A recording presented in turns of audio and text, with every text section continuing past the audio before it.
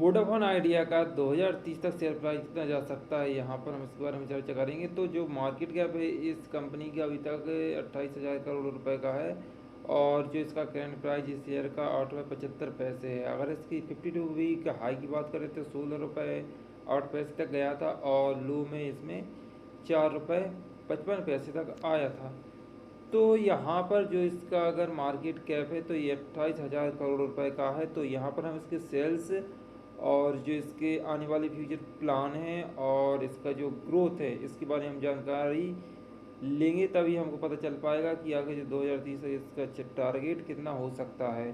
तो यहाँ पर जैसा कि आप देख सकते हैं, यहाँ पर इससे शेयर की जो फेस वैल्यू है वो 10 रुपये है, और बुक वैल्यू माइनस में है। तो यहाँ से आप अंदाजा लगा सकते हैं कि यह शेयर जो है यह किस कंडीशन में है। यह देखिए, ये आर ओ सी भी माइनस में है, आर ओ ई भी माइनस में है। तो यहाँ पर इसके जो सभी पॉइंट हैं वो माइनस में है, और जो मार्केट कैप है वो सिर्फ 28,000 करोड़ रुपए का है। हालांकि यह मार्केट कैप बहुत बड़ा है, लेकिन इसकी जब आप सेल्स देखेंगे तो यहाँ पर इसकी असलियत आपको पता चल जाएगी। तो यहाँ पर देखिए, अब यहाँ पर क्वार्टरली रिजल्ट देखते हैं। अगर हम क्वार्टरली रिजल्ट देखें तो यहाँ पर देखिए, जो क्वार्टरली रिजल्ट हैं वो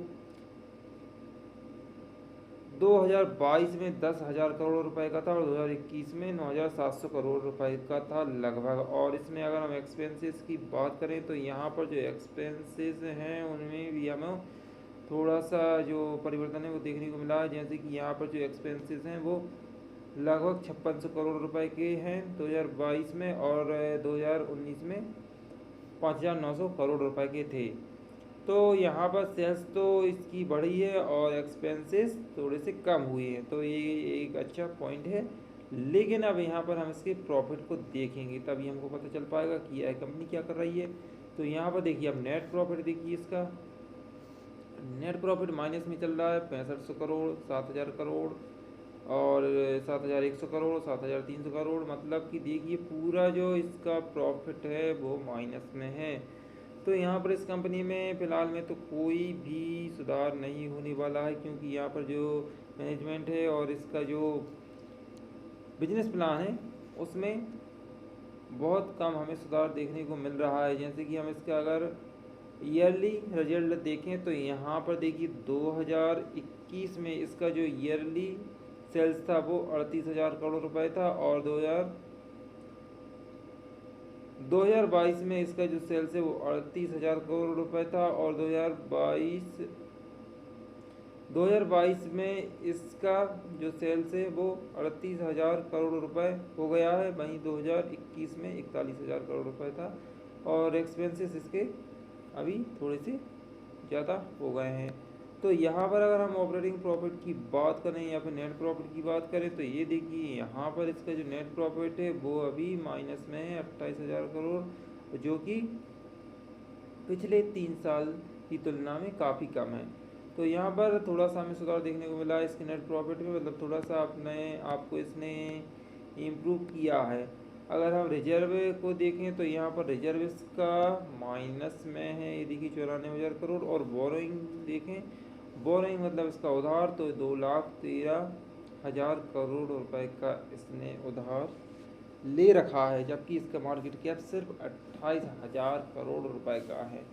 तो यहाँ पर रिजर्व भी माइनस में है, और यहाँ पर इसकी जो उधारी है वो भी बहुत ज़्यादा है। तो इस कंपनी का फ़िलहाल में तो कुछ नहीं हो सकता। और अगर 2000 मतलब थोड़ी आने वाले समय की बात करें 2030, 28 या फिर 25 तक की, तो अगर इसमें जो नेटवर्क वगैरह है या फिर कोई 5G जो टेक्नोलॉजी है उसके आने के बाद हो सकता है इसमें कोई सुधार देखने को मिले। लेकिन फ़िलहाल में तो इसका जो मार्केट कैप है उसकी तुलना में यह शेयर बहुत महंगा है, क्योंकि इसके रिजर्व भी माइनस में हैं और इसने बोरो भी बहुत ज़्यादा लेकर रखी है। तो यह कंपनी बिल्कुल डूबने की कगार पर है। अभी आपने न्यूज़ भी सुनी हुई होगी कि जो वोडाफोन आइडिया शेयर है या फिर कंपनी है, यह अपना जो स्टेक है वो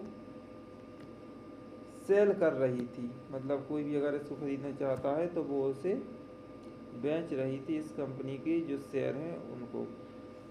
अब आप सोच सकते कोई कंपनी बिकने की कगार पर हो तो वह आगे ग्रोथ कम ही करेगी, क्योंकि तभी वह सेल हो रही है, उसका जो मैनेजमेंट है उसको सेल कर रहा है।